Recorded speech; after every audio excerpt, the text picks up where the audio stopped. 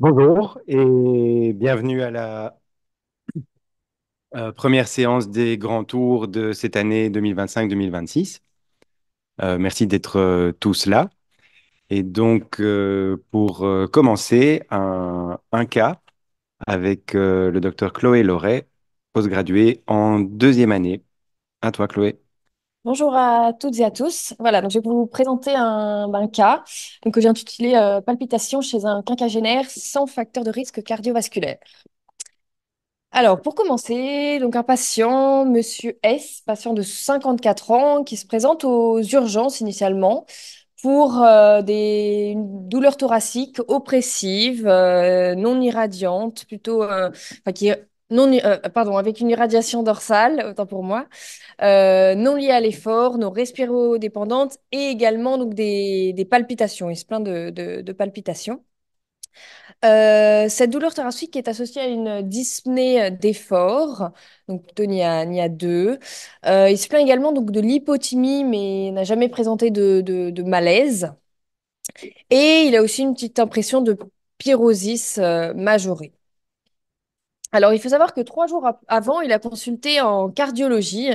Le motif de consultation, c'était toujours des palpitations associées à des lipothémies, mais toujours donc pas de malaise décrit, pas d'histoire du tout de malaise, pas de perte de connaissance, pas de syncope. Par rapport à son anamnèse systématique à ce moment-là, bon, c'est vrai qu'il avait un contexte actuel relativement stressant avec des petits changements au niveau de sa vie personnelle. Il se plaignait de fatigue, de dyspnée. Il était dyspnéique toujours à l'effort lors de la marche plutôt en pente. C'est un patient, un ex-sportif, mais qui à ce moment-là ne faisait plus ou quasiment pas de sport. Et il ne présentait pas donc de douleur thoracique ni à l'effort ni au repos à ce moment-là. Donc aux urgences, si on revient, voilà, on fait notre examen avec donc la revue de ses antécédents. Donc au niveau cardiologique, donc il était quand même suivi en cardiologique pour des extrasystoles ventriculaires symptomatiques. Donc la symptomatologie, c'était plutôt donc toujours c'est l'hypothymie, mais jamais de malaise, jamais de malaise. Et à part ça, il n'avait pas de cardio-valvulopathie significative au niveau de l'échographie, notamment. Alors, des antécédents médicaux, plutôt voilà, au niveau digestif avec un reflux gastro-œsophagien, une petite béance cardiale. Il est présente également donc une thyroïdite d'Hashimoto. Euh, c'est un patient donc, qui a des rapports sexuels à risque et pour lesquels il prenait donc la PrEP pour la prophylaxie donc post-exposition. Il avait certaines intolérances, mais pas voilà, d'allergies reconnues. Pas d'antécédents chirurgicaux, un mode de vie plutôt sédentaire. Donc c'est un ex-sportif, mais qui actuellement, en tout cas, ne faisait plus de sport. Du stress quand même, au travail notamment, un peu dans la vie personnelle. Et donc, au niveau de ces facteurs de risque cardiovasculaire, eh ben, à part la sédentarité, donc voilà, on n'avait pas vraiment de facteurs de risque, un père coronarien, mais donc après 60 ans, et pas de tabagisme, une consommation d'alcool modérée, donc pas de réel facteur de risque cardiovasculaire. Au niveau des traitements, ce patient donc de 54 ans ne prenait aucun traitement. Un examen physique qui était globalement banal, une auscultation cardio-pulmonaire banale, tension à 100, 170, 100 de systolique. Voilà. Un ECG au repos. Alors, un rythme régulier, sinusal régulier à 63 battements par minute, avec un bloc de branche droit, donc en 2025, quoi, qui n'était pas connu en 2019. À l'échographie cardiaque, donc on a une bonne fonction cardiaque, pas de valvulopathie, une petite insuffisance tricuspide quand même modérée à 3 sur 4. Pas d'hypertrophie ventriculaire gauche, mais alors quelque chose qui a été assez marquant, on va dire, et ce qu'il y a à retenir de cette échographie, c'est la dilatation en fait des cavités droites, sans dilatation des cavités gauches, et pas de signe d'hypertension pulmonaire. PAP, ça, voilà, 29 mm de mercure. Donc voilà, le petit point un peu d'appel. Au niveau de la biologie, donc au niveau de son cholestérol, un LDL quand même élevé à 123, cholestérol total à 190. Une glycémie à jeun correcte à 86 et une petite élévation de sa créatinine. Donc, par rapport à cette consultation, oui d'ailleurs, c'est toujours au niveau de la consultation, excusez-moi.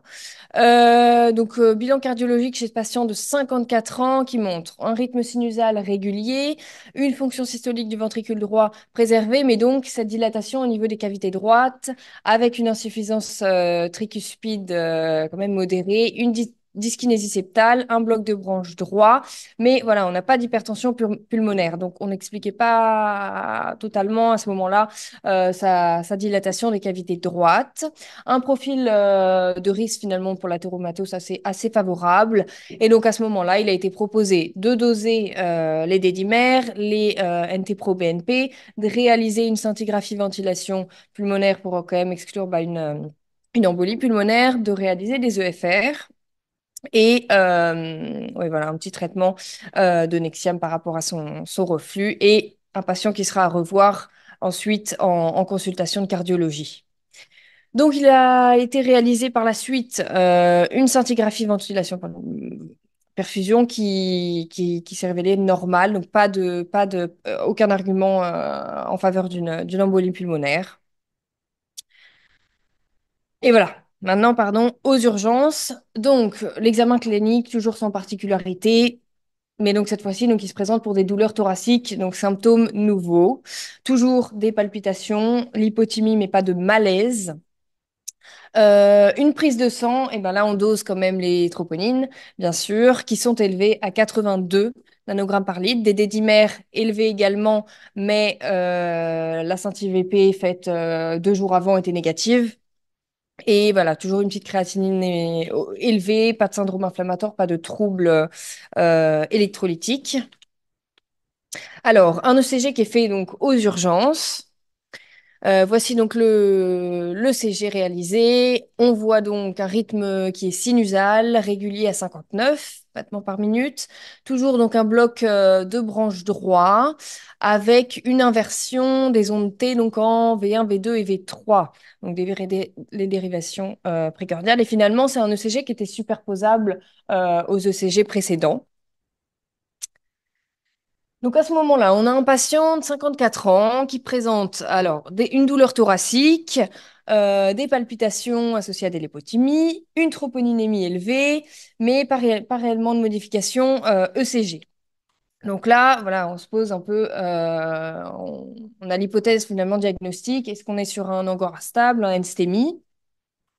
Et finalement, donc on est toujours aux urgences. Et puis, bah, quelques heures après, même pas quelques minutes après, et ben, le patient se sent un petit peu moins bien. Et voilà ce qu'on retrouve quand on réalise donc un autre CG. Donc en fait, on voit des salves d'extrasystole ventriculaire dans différents axes, et puis de la tachycardie ventriculaire non soutenue et même soutenue finalement à la télémétrie. Et alors là, donc voilà, on a un patient qui a une instabilité électrique avec la TV qui est soutenue, apparition également d'un bloc de branche gauche, donc de nouveau qui n'existait pas. À ce moment-là, administration de cordarone, un bolus de 300 mg avec un choc électrique qui est administré au patient, ce qui permet de récupérer un rythme sinusal lent à 50.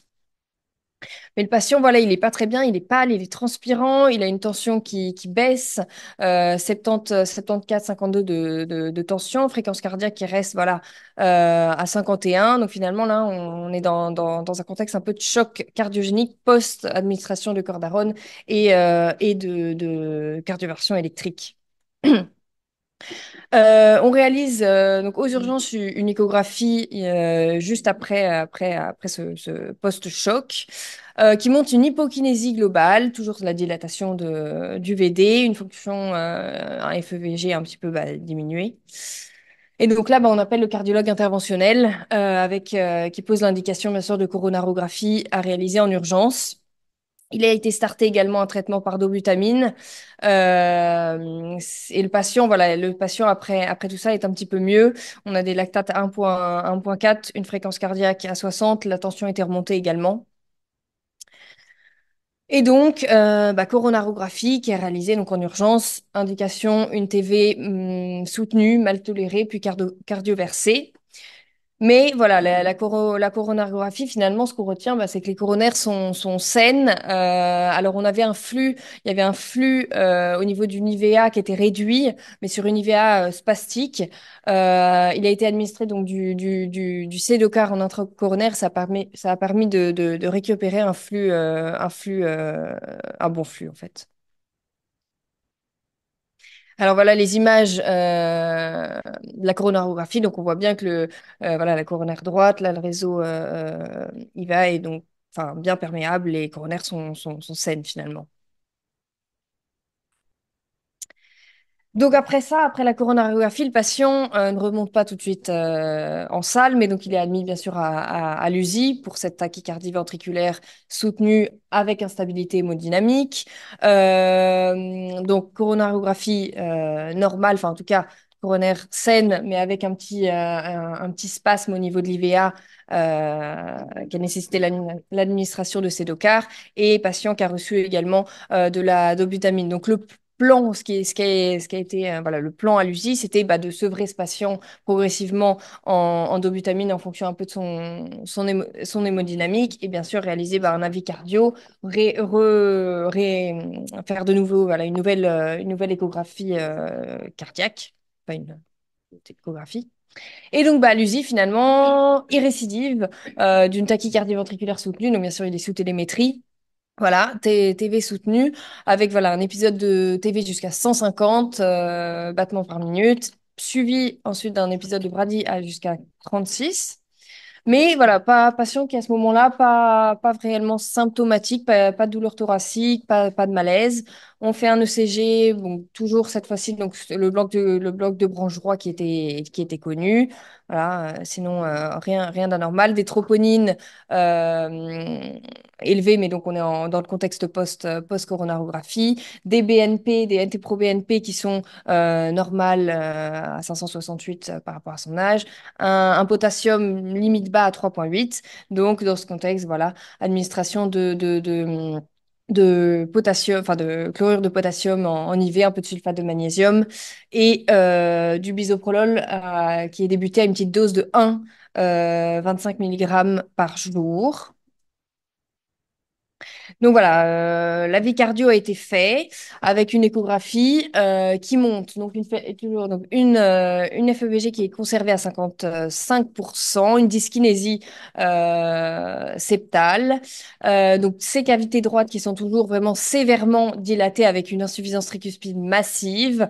Toujours finalement une PAPS qui est estimée à probablement sous-estimée, mais à 30, donc pas vraiment d'hypertension pulmonaire. À part ça, voilà, globalement, c'est vraiment ces cavités droites qui sont très très dilatées. La conclusion, justement, voilà, dilatation importante de ces cavités droites, une congestion veineuse, mais pas de dysfonction droite, pas non plus de dysfonction gauche. On a exclu l'embolie pulmonaire à la scintille VP. Et donc, il fallait, l'avis de la cardiologue, c'était de réaliser quand même une échographie transœsophagienne pour exclure éventuellement un shunt gauche-droit qui pourrait être responsable de cette dilatation importante des cavités droites. Et elle émet l'hypothèse d'un diagnostic qui est la dysplasie arythmogène du ventricule droit dans le contexte de cette arythmie ventriculaire un peu comme ça de nouveau. Et donc, elle demande de réaliser une IRM cardiaque rapidement.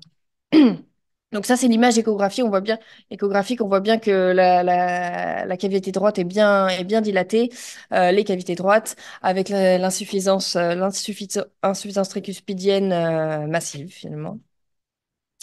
Pareil, toujours dans cet avis, par rapport à la TV soutenue, il faudra discuter de l'implantation d'un défibrillateur. Idéalement, c'est mieux de le faire donc après l'IRM. Il faut qu'on essaie d'avoir un diagnostic, de comprendre un peu ce qui se passe. Il y a cette notion également de spasmes de l'artère coronaire de l'IVA. Donc voilà, globalement des troponines qui commencent à diminuer donc après la coronarographie, coro normal et voilà, il préconise donc de poursuivre un traitement par bêta-bloquant, même de le majorer un petit peu à 5 mg par jour, de réaliser donc le TO, une IRM cardiaque et ensuite un peu discuter de la suite et bien sûr de maintenir le patient à l'USI tant qu'on n'a pas tant qu'on a des TV soutenus sans diagnostic. Donc voilà, l'échographie est réalisée le lendemain, l'échographie transœsophagienne, qui montre toujours cette dilatation importante hein, des cavités droites. Mais donc voilà, pas de signe d'hypertension pulmonaire et donc un foramen ovale perméable avec du coup un shunt en effet, un shunt droit-gauche. Pardon. Et donc, indication de bilanter cette hypertension pulmonaire avec un cathétérisme droit, qui est réalisé aussi le lendemain, il me semble, où on trouve des pressions pulmonaires normales, pression au niveau de l'oreillette gauche normale également. Donc, pas... Voilà, pression normale. OK. Donc voilà, maintenant je vais discuter je vais parler un petit peu du diagnostic qui a été évoqué lors de l'avis cardiologique, donc dysplasie arythmogène du ventricule droit ou plus globalement les cardiopathies, cardiomyopathies arythmogènes, parce qu'on verra que c'est pas forcément limité au ventricule droit. Donc voilà, qu'est-ce que c'est? C'est une maladie génétique qui touche donc le muscle cardiaque. Donc il va y avoir un remplacement progressif des cellules myocardiques par un tissu fibro-adipeux. Alors voilà, pourquoi au début on parlait surtout de dysplasie arythmogène du ventricule droit parce que c'est vrai que les manifestations sont, enfin le remplacement de ces cardiomyocytes se fait dans la plupart des cas en fait on a retrouvé au niveau du ventricule droit. Maintenant, on peut retrouver une atteinte du ventricule gauche de manière assez finalement, enfin relativement fréquente. C'est quand même pas quelque chose de rare, et c'est pour ça que on parlera plutôt de cardiomyopathie arythmogène en général. Donc, c'est responsable vraiment de troubles du rythme ventriculaire, d'insuffisance cardiaque également lorsque la maladie évolue, et de mort subite. Et donc, c'est une des causes majeures de mort subite, notamment chez le jeune sportif. Alors, au niveau de l'épidémiologie, on est sur une maladie qui est rare. On estime, voilà, entre 1 à 2000, 1 sur 2000 à 1 sur 5000, en fonction un peu des études et la localisation géographique. Ce sont principalement quand même enfin, des hommes qui seront atteints. C'est une cause donc fréquente de mort subite chez les patients de moins de 40 ans, notamment voilà, les patients, les sportifs. Et finalement, le diagnostic, il est relativement, il est fait assez tardivement parce il est pas si simple à faire. On verra qu'il y a pas mal de diagnostics différentiels à évoquer et à éliminer. Donc voilà, environ 4% des cas de mort subite référés pour autopsie, on retrouve finalement une cardiomyopathie arythmogène et également 10% de cas finalement d'arrêt cardiaque inexpliqué sont causés par cette maladie après avoir exclu donc une maladie coronaire. Au niveau donc de la physiopathologie et notamment au niveau donc génétique. Donc, c'est une maladie génétique. On est sur un mode de transmission autosomique dominant, mais avec une pénétrance qui est variable et notamment qui va dépendre voilà de l'âge, du sexe. Le plus souvent, c'est une pathologie qui va se manifester entre 20 et 40 ans. Maintenant, il faut savoir aussi que dans 50% des cas, on n'a aucun antécédent familial retrouvé. Alors, par rapport aux gènes qui sont impliqués, on a surtout voilà, 8 gènes qui sont principalement vraiment identifiés dans cette maladie. Et finalement, il y en a même, je dirais, un qui a à retenir, c'est le gène PKP2 qu'on retrouve ouais, dans 20 46%, voire même plus, des cas de cardiomyopathie arythmogène. Maintenant, la plupart de ces gènes, c'est des gènes qui codent pour les desmosomes. Donc, les desmosomes qui sont des protéines un peu responsables de l'adhésion entre les cellules, et notamment les cellules myocardiques. Et s'il y a une mutation au niveau de ces gènes, finalement, il y a une moins bonne adhésion et ça va conduire à de l'apoptose et ensuite à un remplacement justement par du tissu adipeux puis fibreux. Donc, on a une altération voilà, de cette intégrité un peu structurelle des cardiomyocytes. Il y a également des gènes, ouais, trois des gènes qui sont relativement voilà, retrouvés allez, fréquemment également, qui codent pour d'autres protéines, les protéines de la jonction adhérente, protéines du cytosquelette et les canaux ioniques.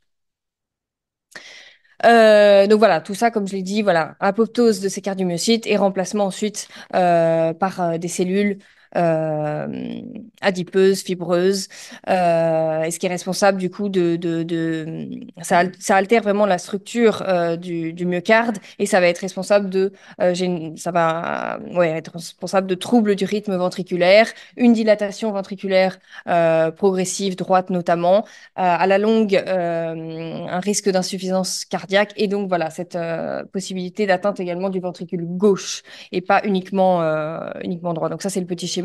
Ça représente donc deux cellules. Là c'est quand tout se passe bien, on voit qu'on a les desmosomes qui permettent une bonne adhésion entre les cellules. Mais finalement quand on a une mutation, les cellules ont tendance à se dissocier et finalement à mourir. Alors, au niveau de la clinique, ça va être des patients finalement, les symptômes peuvent être un peu variables. On peut avoir des patients qui sont asymptomatiques ou alors des patients qui présentent des arythmies sévères, hein, tachycardie ventriculaire notamment, ou de l'insuffisance cardiaque. Mais ça, on va voir, enfin, c'est surtout finalement quand la maladie évolue. Et chez environ voilà, 10% de la population qui souffre de cette maladie, de cardiomyopathie arythmogène, ça va se présenter directement par un arrêt cardiaque ou une mort subite cardiaque. Et ça, on va voir, dans ce contexte, il y a un traitement particulier. Donc l'âge d'apparition, globalement, voilà, début de l'âge adulte, entre 20 et 40 ans. Maintenant, c'est quand même possible finalement à tout âge. Mais voilà, dans 80% des cas, on est avant un diagnostic enfin des symptômes en tout cas avant l'âge de 40 ans. Et donc les principaux symptômes, ça va être des palpitations des malaises, des syncopes notamment, et dans les cas bien sûr graves, un arrêt cardiaque. C'est une maladie qui va être, comment dire, enfin, allez, je cherche mon mot. Enfin, la pratique de sport et notamment les athlètes, la pratique d'un sport de compétition de haut niveau est un facteur de risque un facteur en fait déclenchant les symptômes et notamment les arythmies. Donc voilà, les jeunes athlètes sont vraiment des patients à risque s'ils présentent cette maladie. Maintenant, une présentation clinique qui est relativement variée, ce qui fait que c'est vraiment, enfin, c'est pas si simple de poser le diagnostic malgré le fait que c'est quelque chose d'important pour ensuite traiter efficacement. Voilà. Donc attention également au niveau de l'anamnèse chez ces patients, va falloir rechercher s'il y a des antécédents familiaux, enfin antécédents familiaux de pathologies cardiaques particulières génétiques, des arrêts cardiaques inexpliqués euh, dans la famille. Donc par rapport voilà aux troubles du rythme, on a les arythmies donc ventriculaires, donc surtout voilà des extrasystoles ventriculaires et la tachycardie ventriculaire, qu'elle soit soutenue ou non. Généralement, c'est vrai que ça démontre un stade relativement évolué de la maladie parce qu'on a déjà une cicatrice au niveau du myocarde. Donc voilà, c'est évolué. On peut retrouver également des arythmies auriculaire soutenu chez jusqu'à environ 20% pardon, des patients atteints, de l'insuffisance cardiaque. Donc souvent lorsque la maladie est évoluée, c'est rare d'avoir de l'insuffisance cardiaque à la phase initiale du diagnostic. Et faut savoir que quand donc c'est une maladie génétique, il faudra faire un dépistage génétique, on en parlera un peu plus tard, mais souvent les apparentés chez lesquelles on retrouve une éventuelle mutation vont être souvent asymptomatiques. Donc il y aura un suivi bien sûr chez ces patients. Et alors, il y a des formes un peu plus rares, des formes en fait qui vont être ouais, des formes rares où on retrouve des manifestations autres euh, qui vont être, enfin autres que cardiaques finalement, des formes syndromiques, pardon, notamment maladie de Naxos et le syndrome de Carvajal. Et donc là, en fait, on retrouve des anomalies au niveau cutanéo-plantaire et des cheveux. Une caractéristique, c'est les cheveux laineux. Mais donc là, on est dans des syndromes, en fait, de cardiomyopathie arythmogène. Alors, pour ce qui est du diagnostic, voilà, bah, comment faire le diagnostic de cette maladie? Bah, tout d'abord, bien sûr, un électrocardiogramme. Donc, au repos, déjà, on a des anomalies qui sont présentes chez environ 90% des patients. Alors, on retrouvera des troubles à la fois de la dépolarisation et de la repolarisation.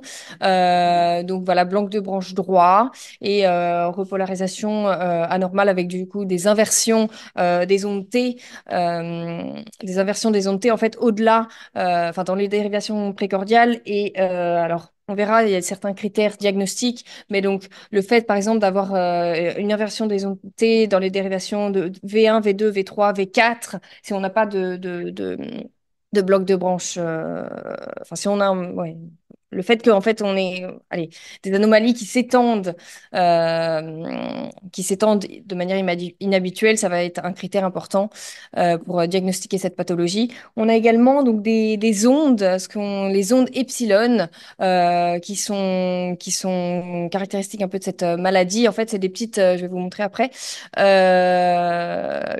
C'est ouais, une pente un petit peu de remontée au niveau donc de l'onde du complexe QRS. On verra que le complexe QRS va être un petit peu plus long en fait, et on va avoir des petites ondes un peu crochetées à la fin. Et donc ça, c'est l'onde delta qui est un marqueur de retard de dépolarisation ventriculaire et qui correspond à un critère majeur pour le diagnostic de cardiomyopathie arythmogène. Alors, c'est spécifique. Maintenant, il y a quand même une grande variabilité interobservateur. Et donc, voilà, parfois, faut faire attention quand même. Donc, il faut savoir que bien sûr, ces paramètres ECG, ils peuvent varier au cours du temps, donc c'est important de réitérer les ECG. Donc là, bon, ça c'est petit, on voit pas grand-chose. Bon, c'est l'onde, donc au niveau, sur le deuxième schéma, au niveau, donc E, on voit l'onde epsilon, il y a une petite onde crochetée en V2, en V3, bah ça correspond à l'onde epsilon, c'est en fait un QRS qui est un petit peu allongé. Et alors on va le voir, voilà, allez, au niveau, le petit F, ça correspond à un ECG, je vais en parler juste après. C'est un ECG à haute amplification. C'est un ECG qui est fait dans le but de mettre en évidence voilà, des potentiels tardifs, parce on a démontré que voilà, la présence de potentiels tardifs, donc justement un allongement de ce QRS, était une anomalie qu'on retrouve dans cette cardiomyopathie arythmogène et, euh, et est un facteur un petit peu enfin, diagnostique et éventuellement de gravité. Donc, ça permet voilà, d'identifier les patients qui vont être à risque important d'arythmie, parce que voilà, il y a cette corrélation. Maintenant, voilà, on ne le retrouve pas forcément. C'est un examen qui est généralement, enfin, donc le CG à auto-amplification qui est pas souvent réalisé, mais en tout cas, dans ce contexte, c'est important parce que si on voit, donc c'est le petit F, on fait une mesure un peu plus précise, plus sensible, et donc c'est un critère important pour le diagnostic si on a du mal à diagnostiquer, enfin, à poser le diagnostic formel de cardiomyopathie arythmogène. Ensuite, un ECG éventuellement d'effort ça peut démasquer certaines modifications ECG latentes, des arythmies cardiaques à l'effort. Le Holter de 24 heures, pareil, on verra si un des critères majeurs également pour poser ce diagnostic, c'est le fait d'avoir plus de 500 extrasystoles sur 24 heures. Et ça permet aussi, bien sûr, de dépister certaines arythmies qui sont plutôt asymptomatiques. Le patient ne s'en rend pas compte. Ensuite, bien sûr, au niveau de l'imagerie, bah, l'échographie, qui est l'examen le plus accessible, ça permet d'évaluer bah, les dimensions, notamment des cavités cardiaques et notamment la dilatation des cavités, notamment dans la droite. On évalue également la fonction, ça permet une évaluation également de la structure avec donc akinésie, dyskinésie, notamment, c'est ce qui est recherché. Donc des ventricules droits, mais également, enfin les deux, hein, droit et gauche. Et le gold standard, ça reste quand même l'IRM cardiaque, qui est un examen, donc certes moins accessible, mais c'est plus sensible, plus spécifique. Et là, on va vraiment visualiser l'infiltration fibreuse, les anomalies régionales au niveau du mouvement de la paroi, avec une étude du rehaussement tardif. euh, par la suite. Donc voilà, il faut savoir que voilà, les caractéristiques au niveau imagerie vont être relativement progressives. Donc pareil, c'est important dans le suivi enfin, de réitérer ces examens parce que voilà, parfois, si on voit que qu'au niveau imagerie, ça évolue relativement peu, ben, on se dit peut-être qu'on est sur une pathologie petit peu plus bénigne. Donc voilà, toujours ici une image écho où on voit bien la dilatation des cavités droites. Et là, des images IRM, donc toujours la dilatation, l'infiltration fibreuse au niveau donc du myocarde, la partie donc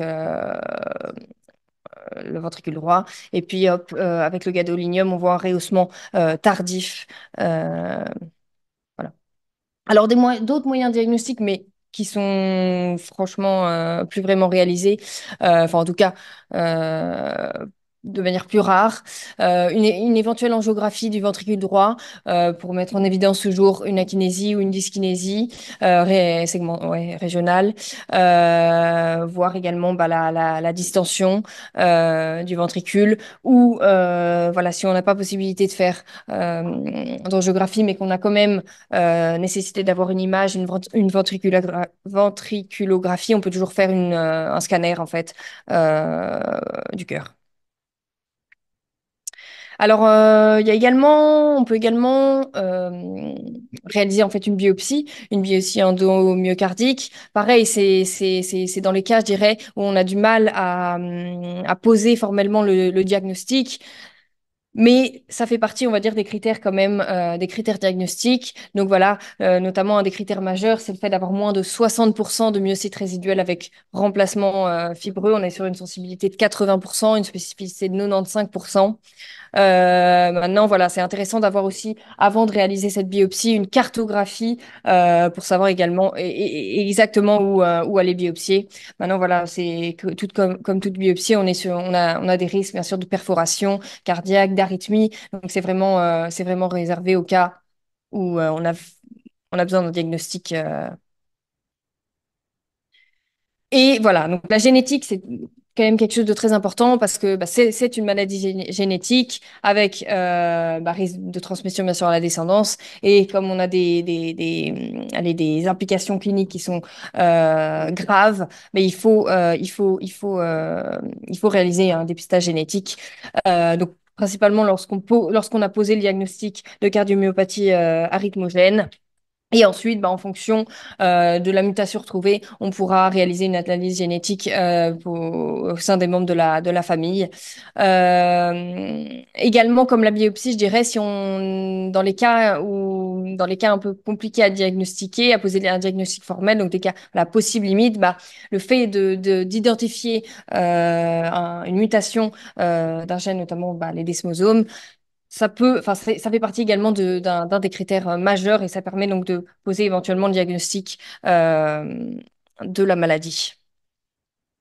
Voilà, bon, juste un petit algorithme en fonction de la mutation ou pas d'ailleurs qui est retrouvée chez le patient. On fera donc un test génétique chez les apparentés et en fonction, pareil, chez les apparentés, si on trouve une mutation, bah, on aura un suivi médical à peu près tous les 12-24 mois ou plus si on a apparition de symptômes chez l'apparenté. Maintenant, si on n'a pas si on ne retrouve pas la mutation, on aura un suivi un suivi moins important, tout en sachant qu'on est sur une maladie à pénétrance incomplète. Donc, c'est pas parce qu'un patient est porteur de la maladie qu'il développe forcément, pardon, il est porteur de la mutation, qu'il développera la maladie, mais c'est important aussi de faire du diagnostic, du coup, chez les enfants, par exemple, euh, de de cette personne. Alors voilà, justement par rapport aux critères diagnostiques, donc on reste sur des critères, c'est les critères diagnostiques donc, de la Task Force de 2010, c'est toujours ceux qui sont d'actualité à présent. Donc on a en gros allez, six classes, enfin voilà. Euh, je trouve pas mon mot. Comment? Non, c'est pas six stades. Enfin, enfin, oui, six critères. Enfin, voilà, six classes, on va dire, de critères. Donc, on va s'attarder d'abord à la dysfonction globale régionale du cœur, les altérations structurales, et donc soit en fonction donc, de l'écho, soit de l'IRM. Mais c'est important. Donc, il faut absolument qu'il y ait une anomalie de la cinétique segmentaire plus soit une dilatation du ventricule, soit une anomalie une dysfonction, euh, voilà, une FEVG, ou par exemple une FEVD diminuée. Mais donc, il faut absolument qu'il y ait une altération de la cinétique segmentaire. Donc il y a bien sûr, voilà, comme je l'avais dit, il y a la biopsie qui rentre en compte, mais qui n'est finalement pas toujours, même rarement finalement réalisée. Les anomalies ECG, repolarisation, dépolarisation, les arythmies, et notamment donc le fait d'avoir des TV soutenus ou non soutenus est un critère majeur. L'onde epsilon au niveau de l'ECG fait partie, enfin c'est un critère majeur, donc si on met en évidence une onde epsilon, c'est un critère majeur. L'inversion des ondes T par rapport à la repolarisation.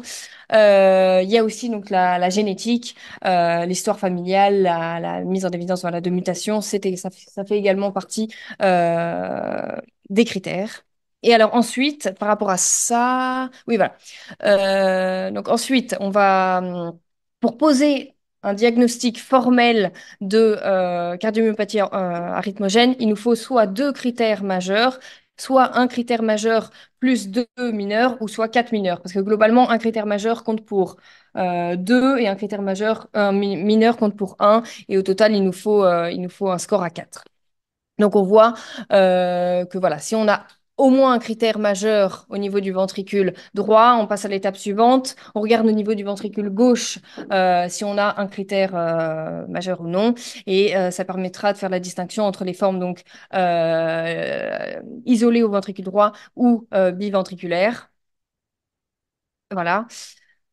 Euh, Et donc oui, parlons un petit peu des diagnostics différentiels parce que comme je le disais, on est sur un diagnostic qui est assez difficile, lié à la variabilité ouais, phénotypique, au chevauchement avec d'autres cardiomyopathies. Proposer le diagnostic, ça se fait sur un faisceau d'arguments, des critères voilà, cliniques, l'imagerie, les tests génétiques. Et donc les principaux, on va dire, diagnostics différentiels, ce sont donc la tachycardie idiopathique du ventricule droit qui va être quelque chose de bénin, le syndrome de Brugada, les cardiomyopathies dilatées, la myocardite et la sarcoïdose cardiaque. Ah oui, juste un petit point pour reprendre euh, les caractéristiques de la cardiomyopathie arythmogène. Donc, c'est une maladie qui est génétique, qui est structurelle. Euh, on a des anomalies ECG avec voilà, les ondes epsilon, des potentiels tardifs, des inversions des ondes T, au moins jusqu'à voilà, V1, V2, V3, dérivation précordiale. Les arythmies ventriculaires avec notamment donc, les TV qui sont de morphologie multiple. Et on retrouve donc à l'imagerie des anomalies structurelles, l'infiltration graisseuse, un rehaussement tardif à l'IRM. Et c'est donc une maladie qui présente c'est une maladie grave, hein, il y a un risque vraiment de mort subite. Et donc pour la prise en charge, on verra juste un peu plus tard. Mais donc voilà, malheureusement, ouais, c'est peut-être un peu petit. Mais globalement, les petites différences par rapport à tous ces diagnostics différentiels, eh bien déjà, la tachycardie idiopathique du ventricule droit, on est sur une maladie donc, qui est bénigne. On ne retrouve pas d'antécédents familiaux. Au niveau de l'ECG, on aura très rarement des inversions des ondes T. Si on a des tachycardies, donc, enfin, les tachycardies ventriculaires se présentent de morphologie, on a une morphologie qui est unique et on ne retrouve pas donc d'anomalies structurelles, on n'est pas sur une cardiopathie, on est sur une maladie de très bon pronostic. Alors, le syndrome de Brugada, qui est une autre maladie génétique, mais donc on est sur un autre gène qui code pour un canal sodique, et on va plus être sur une maladie électrique, justement. On n'a pas du tout d'atteinte structurelle du myocarde quand on fera les imageries écho-cœur, IRM, on ne retrouve pas, mais par contre, c'est aussi des patients qui vont être à risque, bien sûr, de syncope, de mort subite, parfois, voilà, parfois des arythmies qui sont déclenchées soit par de la fièvre, soit par des médicaments. Au niveau de l'ECG, on a d'autres caractéristiques avec un peu ouais, un sus-décalage un peu de segment ST en plus en dôme ou en ouais, selle à cheval. Donc c'est comme ça qu'on fera un peu le diagnostic différentiel. Toutes les cardiomyopathies dilatées également. Faudra bah, les rechercher et voilà, on va faire un diagnostic différentiel. Donc, on est plus sur une maladie qui est hétérogène. On a des causes génétiques, mais aussi donc des causes infectieuses, des causes toxiques, métaboliques, auto-immunes, parfois idiopathiques. On retrouve souvent une atteinte qui est plutôt associée, enfin, plutôt au niveau du ventricule gauche. C'est des patients qui vont se plaindre de dyspnée, de fatigue. On peut avoir voilà, des signes d'insuffisance cardiaque. Mais donc les arythmies sont plus secondaires. C'est pas la caractéristique majeure. Et au niveau de l'imagerie, on pourra retrouver bah, aussi une dilatation, donc bien sûr, mais plutôt donc au niveau du ventricule gauche, une hypokinésie. Et donc, bah, le pronostic va varier en fonction un peu de la pathologie sous-jacente. Voilà. Pour ce qui est de la myocardite, c'est aussi un diagnostic à évoquer, mais donc la myocardite, bah, on ne retrouve pas d'antécédents familiaux. On a généralement, on est dans un contexte post-viral. Au niveau de l'ECG, on verra voilà, une élévation des segments ST un peu dans la majorité des dérivations. On fera une IRM où on retrouve voilà, une image relativement caractéristique. C'est une maladie inflammatoire, mais donc qui est acquise. Alors, par contre, juste un petit mot par rapport à la myocardite, c'est que parfois, la myocardite peut être également révélateur d'une cardiomyopathie arythmogène. Et donc, dans le cas où on a des myocardites associées à des anomalies du ventricule droit ou des arythmies ventriculaires, il faut absolument rechercher une cardiomyopathie arythmogène parce que ça peut vraiment être une forme révélatrice. Et finalement, ouais, un autre des diagnostics importants à évoquer, c'est la sarcoïdose cardiaque, qui est donc une maladie inflammatoire systémique, mais donc qui peut avoir une atteinte cardiaque d'environ 20 à 30%. Mais pareil, on ne retrouve pas d'antécédents familiaux. Au niveau, voilà, il y a d'autres, on retrouvera, enfin, on fait un scanner thoracique, on voit des adénopathies au niveau médiastinal, au niveau de l'imagerie, et ben, on n'a pas cette infiltration graisseuse qui est typique de la cardiomyopathie. Mais voilà, c'est important quand même de l'avoir en tête. Alors revenons à notre patient. Donc on lui a réalisé finalement, enfin il a bénéficié de cette IRM cardiaque. Euh, donc globalement, bon, je ne vais pas revenir sur tout le protocole, mais finalement, la conclusion, c'était que cette IRM était en faveur quand même d'une dysplasie arythmogène du ventricule droit, de forme a priori probablement biventriculaire, avec une dilatation et dysfonction du ventricule droit, une dyskinésie du ventricule droit et des anomalies donc, de rehaussement tardif. Donc biventriculaire, ce qui était compatible finalement avec les critères diagnostiques de la Task Force 2010. Voilà, si on reprend un peu nos critères, finalement, notre patient, il présente donc une atteinte à l'IRM avec à la fois donc un trouble de la cinétique segmentaire avec une dyskinésie du ventricule droit et une FEVD inférieure à 40%. C'est un premier critère majeur. On n'a pas réalisé de biopsie endomyocardique chez lui, donc voilà. Au niveau de la repolarisation, il y avait certes une inversion des ondes T, mais comme il y avait un bloc de branche droit, c'était pas suffisant le fait qu'il y ait l'inversion en V1, V2, V3. Donc, c'est ni un critère mineur ni majeur. On avait par contre des ondes epsilon qui se retrouvaient, je vais juste le montrer après, sur le CG de notre patient. Et il a présenté de la TV même soutenue avec de retard gauche et axe supérieur. Et ça fait partie d'un critère majeur. J'ai l'impression qu'il n'y a pas d'histoire familiale, donc là, on n'y est pas. Mais on voit qu'on a trois critères majeurs. Et donc, d'office, comme j'avais dit, à partir de deux critères majeurs, on est sur une cardiomyopathie qui est avérée. Donc, finalement, on avait notre diagnostic. Voilà, si je reprends juste le CG du patient, finalement, l'onde epsilon, on la voit ici, ouais, surtout ouais, V2, V3. Donc, c'est ce petit crocheté un petit peu au niveau du QRS. Alors, par rapport au traitement de cette pathologie, principalement, donc l'objectif du traitement, ça va être de prévenir la mort subite cardiaque, contrôler les arythmies et traiter l'insuffisance cardiaque si insuffisance cardiaque il y a. Donc, ça va nécessiter une prise en charge pluridisciplinaire entre cardiologues, cardiologues rythmologues, les généticiens également. Et quelque chose d'important, c'est de stratifier le risque pour avoir une approche qui est individualisée. Et donc, justement, pour stratifier le risque, on va déterminer les patients qui vont être à haut risque d'événements indésirables graves. Donc, principalement, voilà, on voit que si un patient a fait un arrêt cardiaque récupéré, une TV soutenue, ou qu'il a une dysfonction vraiment sévère de son ventricule gauche ou droit, finalement, on est voilà, dans un risque vraiment important, par exemple, de faire une mort subite. Et donc, dans ce cas-là, on voit qu'il y a une indication d'implanter un défibrillateur.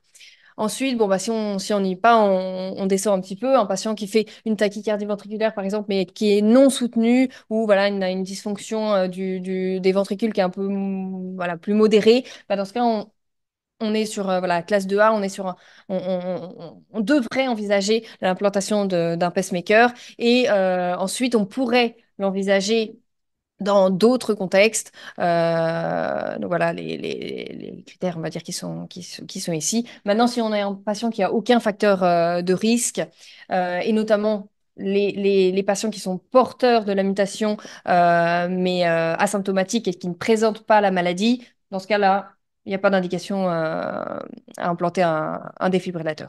Donc voilà. Dans le cadre de notre patient, finalement, on était chez un patient à haut risque et donc avec indication d'implanter un pacemaker.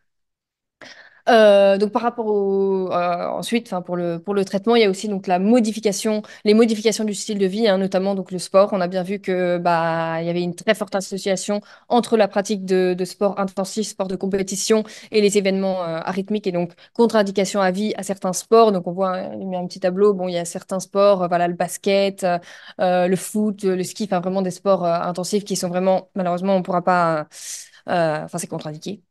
Dans certains cas, voilà, il y a certaines activités physiques qui peuvent éventuellement être autorisées sous contrôle avec le cardiologue. Au niveau des médicaments, donc on est principalement sur les bêta-bloquants. C'est vraiment le traitement de la cardiomyopathie arythmogène. On a d'autres antiarythmiques, la myodarone ou la flécaïnide qui peuvent être utilisés si les bêta-bloquants sont pas suffisants ou sont pas efficaces. Maintenant, il faut savoir que voilà, le traitement médicamenteux, c'est pas une alternative finalement au traitement par défibrillateur. Et ensuite, bien sûr, le traitement de l'insuffisance cardiaque si elle est présente. Donc voilà, ce que j'ai dit, le défibrillateur. Il faut vraiment penser si le patient fait donc tachycardie ventriculaire soutenue, un arrêt cardiaque récupéré, une grosse dysfonction ventriculaire. Alors là, on est sur la classe 1, il faut implanter un défibrillateur. Comme autre traitement, on a également ouais, l'ablation par cathéter. Donc ça va être dans les cas, principalement dans les cas finalement où le patient récidive d'une arythmie ventriculaire, une tachycardie ventriculaire et récidive où c'est pas suffisamment contrôlé ni par les médicaments ni par le défibrillateur. Dans ce cas, on pourra proposer une ablation. Euh, mais voilà, ça nécessite toujours un traitement médical, un suivi bien sûr associé. Et alors, la transplantation cardiaque, ça c'est vraiment un traitement de dernier recours si bien sûr on est sur une cardiomyopathie vraiment terminale avec voilà, une grosse insuffisance cardiaque. Mais donc voilà, il y a beaucoup de risques de complications. Donc, voilà. Voilà, bon, juste voilà, un petit point donc par rapport à la mise au point, voilà, faire une bonne anamnèse, faire les bons examens, le CG, l'éco-cœur, l'IRM qui est quand même le gold standard. On reprend tout ça, on reprend notre critère de la task force pour poser le diagnostic, on stratifie le risque et puis ensuite, hop, traitement. Et donc notre patient, bah, qu'est-ce qu'il a reçu comme traitement? Bah, on a bien vu qu'il était au risque de faire un arrêt cardiaque et donc il a été implanté d'un défibrillateur. Pour ce qui est du contrôle de ses arythmies, c'est un patient chez qui on a, qui a un traitement chronique en fait par du bisoprolol, donc à la dose de 10 mg par jour, et de l'amiodarone, 200 mg par jour. On lui a contre-indiqué bien sûr toutes les activités physiques intenses, avec voilà, éventuellement certaines activités physiques un peu plus modérées à voir. Il faut discuter avec le cardiologue avant de faire quoi que ce soit. Et donc voilà, juste un petit mot ouais, par rapport au dépistage familial. Donc chez tous les parents au premier degré des patients atteints de cardiomyopathie arythmogène, il faudrait vraiment réaliser un dépistage. Et donc en fonction, je dirais, de si on trouve la mutation ou pas, on aura un suivi un petit peu différent, une évaluation clinique au moins avec quand même un ECG, un Holter ECG, une écho-cœur et c'est vrai que parfois on va jusqu'à l'IRM immédiatement si on trouve des anomalies. Chez les enfants, généralement, on recommande à partir de 10 ans de, de faire des examens. Et voilà, juste un petit mot donc par rapport au suivi donc ces patients. Donc globalement tous les ans, il faut revoir le patient, faire voilà une bonne évaluation clinique, un ECG, un Holter de 24 heures, une épreuve de fer donc tous les ans ou à la moindre apparition ou aggravation des symptômes. Et généralement le TT, on dit ce qui est dans les recommandations, c'est tous les 12 à 24 mois pour bien sûr donc surveiller la dilatation et la fonction des ventricules. Donc voilà, ce que je dirais, voilà, on va dire, ce qui est à retenir hein, sur cette pathologie, c'est que c'est une pathologie donc, génétique qui est assez complexe, qui est grave, avec ce risque vraiment de mort subite. C'est important de faire un diagnostic de manière précoce pour proposer un traitement adapté et éviter toutes les complications, prévenir cette mort subite et puis améliorer la qualité de vie chez ces patients. On est sur un diagnostic qui n'est pas aisé qui nécessite vraiment un faisceau d'arguments pour arriver vraiment au diagnostic. Donc voilà, ECG, imagerie génétique. Il faut savoir qu'aucun critère de manière isolée ne permet de faire le diagnostic. Le traitement va être basé sur la prévention des arythmies malignes. Et voilà, donc ce risque de mort subite qui est vraiment majeur et donc contre-indication formelle à certains sports. Le dépistage familial, le conseil génétique qui est vraiment très important également. Et il faut savoir voilà, il y a actuellement des études en cours un peu sur les mécanismes génétiques moléculaires, ce qui permettra, on espère, de la découverte de nouveaux médicaments, éventuellement plus efficaces à l'avenir. Voilà, je vous remercie de votre attention.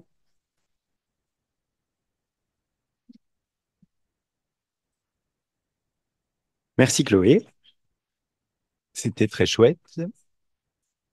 Euh,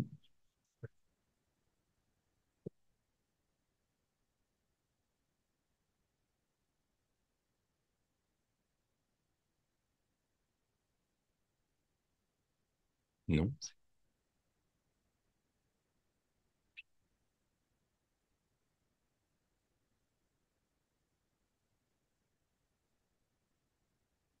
Est-ce que quelqu'un a des questions?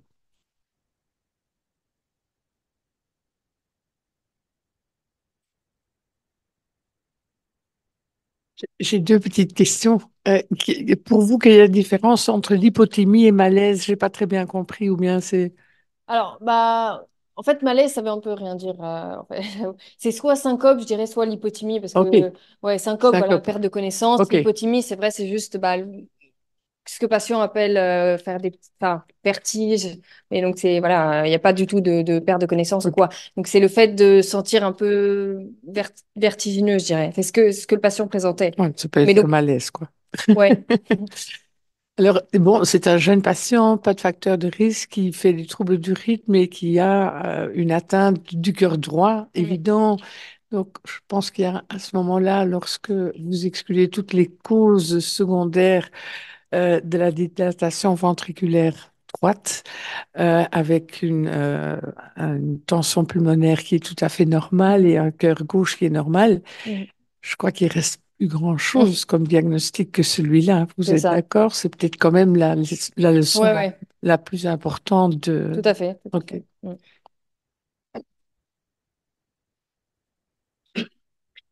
Euh, J'ai pas su voir tout l'exposé, donc désolé si je pose une question oui, pour laquelle il y a déjà eu une Mm. réponse. Donc c'est très arythmogène et c'est lié au sport. Il y avait, tu as montré que certains sports on pouvait, d'autres non. Mm. Ça, c'est vraiment basé sur cette maladie ou c'est pour tous les porteurs de défibrillateurs?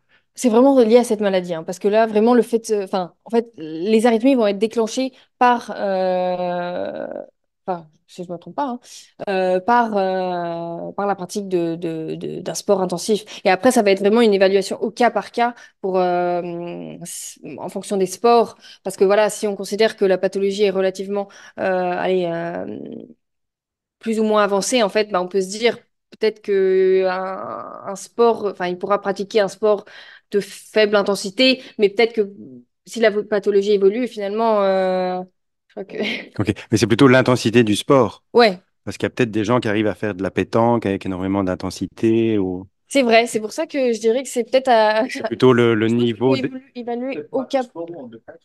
Non. c'est le niveau d'effort que la personne met dans son sport. Ben, pour moi, oui. Pour moi, c'est... Puis, au début de ma carrière, j'ai observé un petit groupe assez large pour entrer dans les guidelines des défibrillateurs avec cela. Et c'était dû au fait que les cyclistes en Flandre continuent. Et ils ne comprennent pas.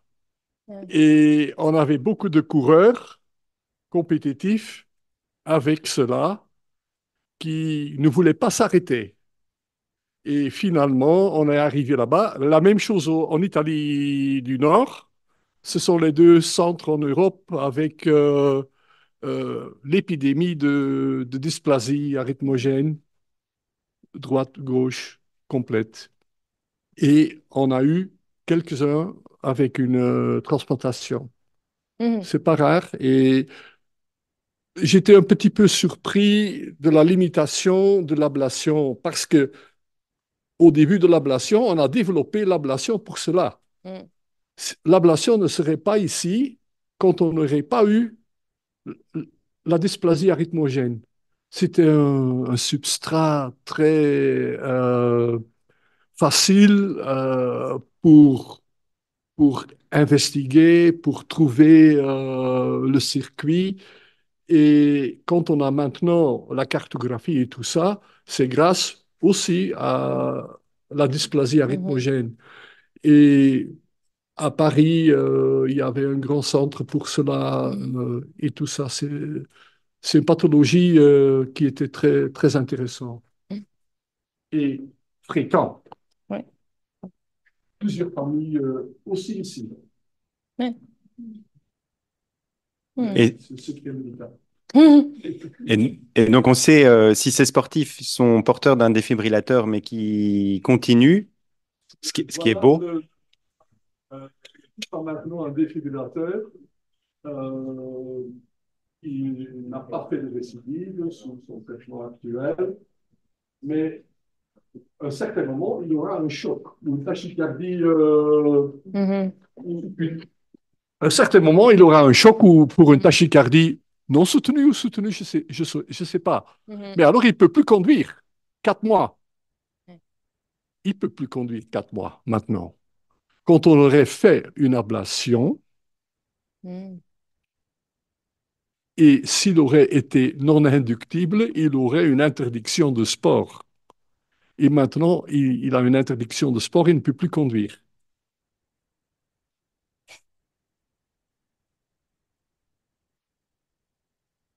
Autre question?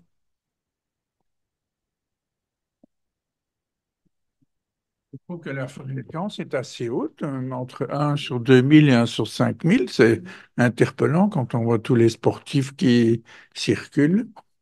Donc, est-ce qu'il y a un dépistage qui est proposé? Je suppose pour les sportifs de compétition, ils ont sûrement une visite chez le cardiologue, mais tous les gens qui se lancent dans Ouais, des demi-marathons, les 20 kilomètres de Bruxelles, c'est pas vrai. les trails évidemment, mais enfin, je trouve que c'est beaucoup. On est vite 2005 à 5 000, hein. C'est vrai. Bah, de toute façon, en effet, il est recommandé, quand on pratique un sport, en effet, intensif, quand même, d'avoir au moins d'aller voir le médecin traitant, et déjà, voilà. Et idéalement, en effet, de faire d'aller voir un cardiologue et être sûr que tout va bien. En fonction aussi des antécédents peut-être familiaux, savoir s'il y a, voilà, des choses. Euh, je crois que Dr. Jordan voulait Oui, dire le quelque chose. cyclisme, je Cycliste. reviens sur le cyclisme, c'est le pire parce Ah oui. on, on fait quelque chose pour le cœur droit qui n'est pas juste. Tirer sur le guidon, Mhm. c'est quelque chose d'isométrique Mhm. qui augmente la pression dans le cœur droit. Et il y a un groupe à Louvain qui a trouvé sur cela pour faire la différence entre des pathologies induites par cela, par cet sport spécifique. Et la dysplasie, mais c'est pas, c'est le sport à déconseiller. Ok. Eh ben, on va en rester là pour aujourd'hui alors. Merci d'être venu et à la semaine prochaine.